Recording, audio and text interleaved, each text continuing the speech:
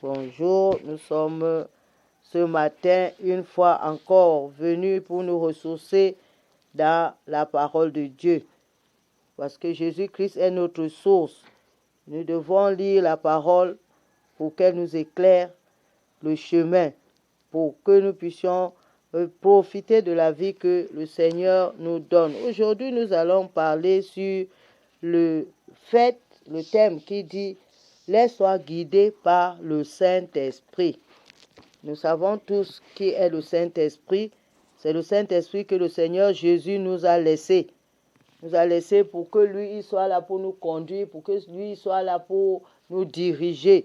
Donc, si nous voulons marcher dans la victoire, dans notre vie de tous les jours, nous devons nous laisser guider par le Saint-Esprit. Parce que c'est le Saint-Esprit qui connaît tout. C'est lui qui connaît qui est Dieu, qui connaît qui est Jésus et qui connaît qui toi tu es.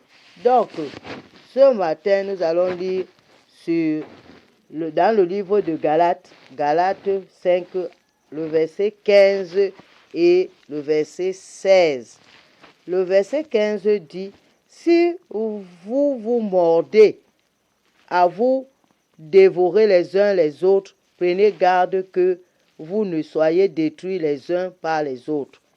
Je dis donc, marchez selon l'esprit et vous n'accomplirez pas les désirs de la chair. » Au verset 17, il dit, « Car la chair a des désirs contraires à ceux de l'esprit et l'esprit en a de contraires à ceux de la chair. Ils sont opposés entre eux afin que vous ne fassiez point ce que vous voudrez. » Alors, ce matin, la parole de Dieu est en train de nous montrer deux aspects de la vie d'un homme.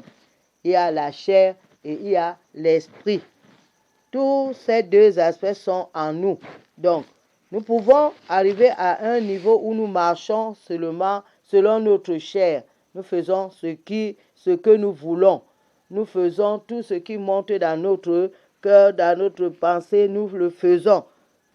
Et nous allons voir après ce que c'est que les œuvres de la chair et les œuvres de l'esprit. Mais nous devons d'abord comprendre, faire asseoir dans notre esprit que ce qui plaît à Dieu, c'est que nous marchons selon l'esprit.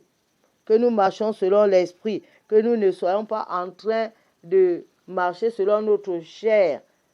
Parce que la chair est la partie que nous voyons. Ta chair, c'est ton corps. Et il y a des choses que ta chair veut que tu fasses. Au verset 17, il nous dit que les désirs de la chair sont contraires à ceux de l'esprit. Ils sont opposés l'un à l'autre. La chair veut que tu ailles boire la bière.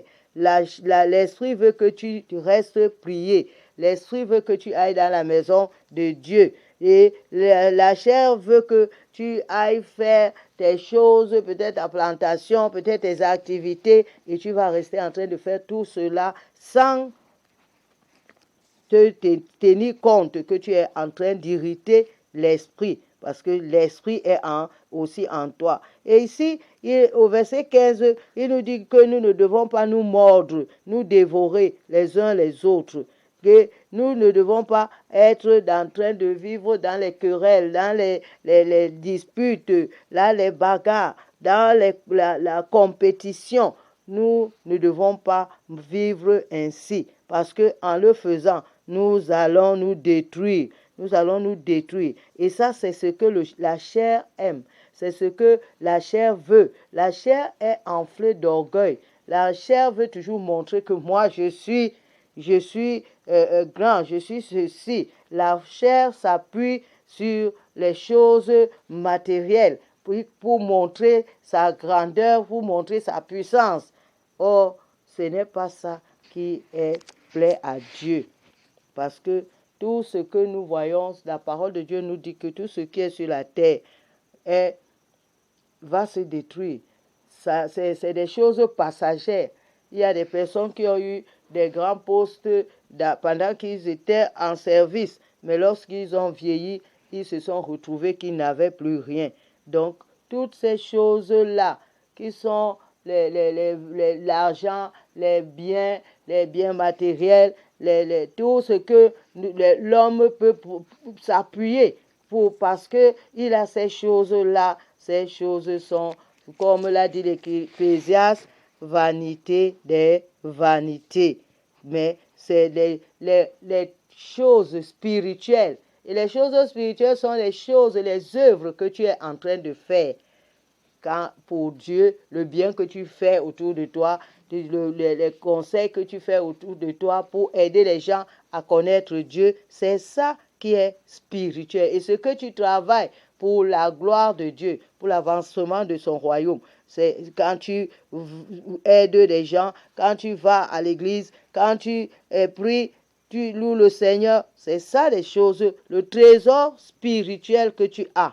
Donc nous devons connaître la différence entre les choses de la chair et les choses de l'esprit. Et c'est ce qui va nous aider afin que nous ne fassions pas ce que nous voulons. C'est ce que la parole de Dieu nous dit ce matin. Que nous ne devons pas marcher selon la chair. Parce que quand nous le faisons, nous sommes en train d'irriter l'Esprit de Dieu. Donc, nous devons chercher à connaître la différence entre la chair et l'esprit. Et nous allons voir ça dans la prochaine exhortation. Donc ce matin, nous avons compris que nous ne devons pas marcher selon la chair. Nous devons marcher selon l'esprit. Et nous n'allons pas déplaire à Dieu. Donc, ce matin, nous allons prier pour ce que nous avons écouté, pour dire à Dieu de nous aider, afin que nous ne fassions pas, nous ne marchons pas selon la chair. Prions au nom du Seigneur. Père, au nom de Jésus, je te bénis ce matin parce que toi, tu es Dieu et toi, tu es celui-là qui connaît ce qui est bon pour nous.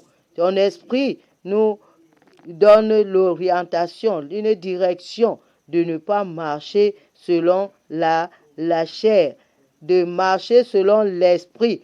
Et là, nous n'accomplirons pas les œuvres de la chair. Alors aide-nous, Seigneur, par nous-mêmes, nous ne pouvons pas. Par nous-mêmes, nous n'arrivons pas. Mais nous croyons, Seigneur, qu'avec ton aide, nous allons arriver. Que, Seigneur, Papa, cette parole qui a été sémée dans nos cœurs ce matin nous fortifie et nous donne, Seigneur, de nous lever dans une nouvelle direction pour avancer, Seigneur, ton règne sur la terre, pour établir ton royaume sur la terre et que tous puissent te connaître, tous puissent t'adorer. Que toute la gloire soit à toi, l'élévation soit à toi, au nom de Jésus. Amen.